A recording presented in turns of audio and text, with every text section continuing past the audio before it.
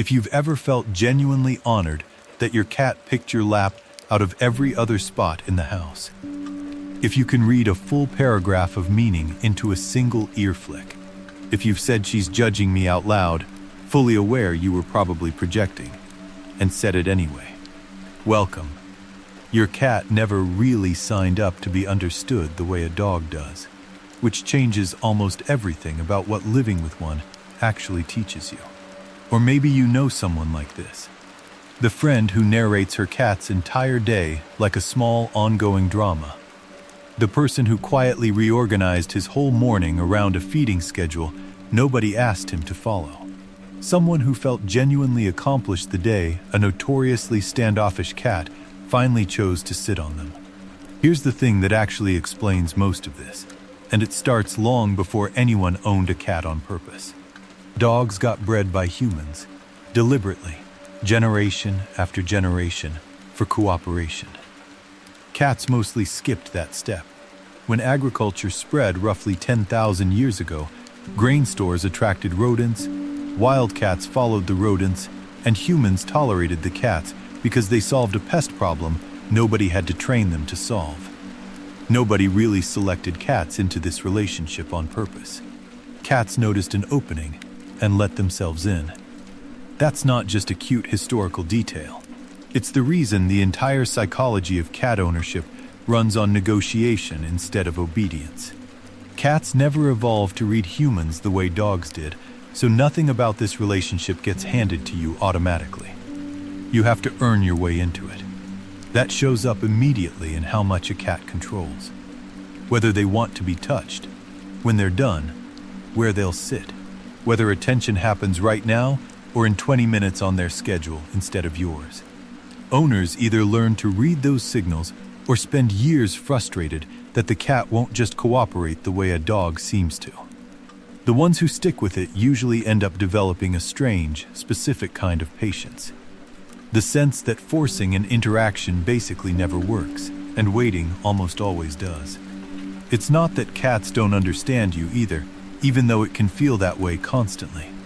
A well-known study found many cats can distinguish their own name from similar-sounding words, even spoken by a stranger, which means the blank stare you get half the time isn't confusion. It's a choice. Recognition and obedience turn out to be two completely separate systems, and cats clearly have the first one running even when they've decided not to act on it. The same pattern shows up with voices. Experiments suggest cats can tell their owner's voice apart from a stranger's without much trouble. They just tend to skip the dramatic reaction a dog would give you, acknowledging the information quietly instead of announcing it. That quiet processing runs deeper than most owners realize. 2. Cats build detailed spatial memory of their homes and territory, tracking routes, hiding spots, and boundaries with far more precision than most people give them credit for. Which is part of why a cat can vanish into what looks like a small apartment and simply not be findable for an hour. The mental map is more detailed than the square footage would suggest. There's a small, specific piece of body language worth knowing if you don't already, because it's about as close as cats get to smiling on purpose. Slow, deliberate blinking between a cat and a person has been linked to more relaxed, positive interactions, something researchers compare to a calm, non-threatening expression. A lot of owners stumble onto this by accident and don't realize they've learned an actual piece of a real visual language built specifically for the moments a cat decides to use it. Now here's the part almost nobody expects, and it reframes the entire relationship once you hear it. Adult cats barely meow at each other at all. In the wild, grown cats mostly communicate through scent, posture, and body language, keeping vocal sound mostly for kittens calling to their mothers. The meowing an adult cat does at you specifically, the little chirp at the door, the insistent one by the food bowl, appears to be a communication style largely developed for humans, not other cats. In a real sense, your cat isn't speaking cat at you. It built a small, custom vocabulary just for this one relationship, which might be the most quietly flattering thing about the whole arrangement. For a long time, researchers assumed cats simply didn't attach to people the way dogs or infants do. Recent attachment studies say otherwise. A lot of cats show real secure attachment patterns with their caregivers, exploring an unfamiliar space and periodically checking back with a trusted person, the same way toddlers do with a parent. And the same way securely attached dogs do too. The attachment was never absent. It just doesn't announce itself the way an excited dog at the door does. So for decades, it got mistaken for indifference instead of a quieter version of the exact same thing. That quietness is worth taking seriously on its own terms rather than writing off as coldness.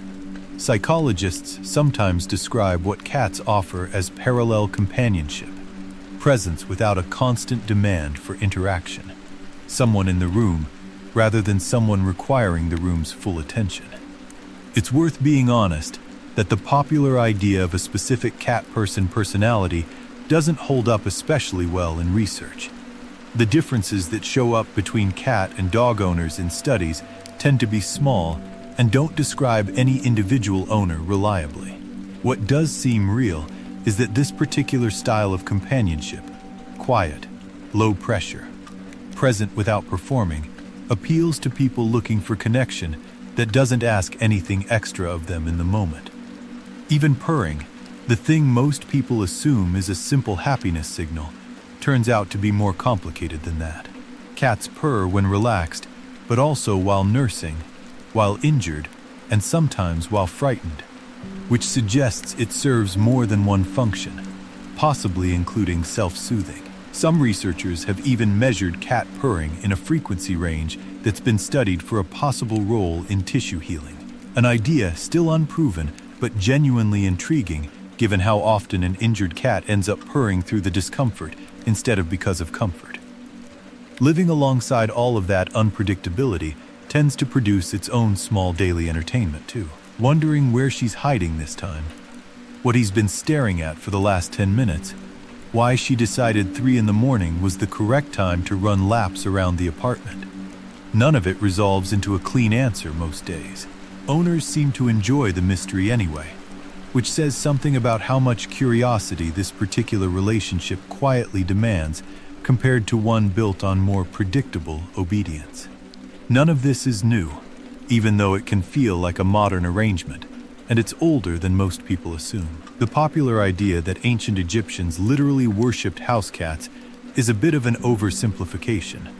They revered cats and connected them to deities like Bastet, valuing them heavily for protecting grain supplies, without treating every actual cat in the street as a god. But even that reverence wasn't the beginning of the story. Archaeologists found a human buried together with a cat on Cyprus roughly 9,500 years ago, on an island with no native wildcats at all, meaning someone deliberately brought that cat there by boat. That's thousands of years before anyone in Egypt ever carved a cat into a temple wall. Long before mythology got involved, someone had already decided this particular animal, the one that never fully agreed to be tamed, was worth bringing along anyway. Subscribe and watch this video next.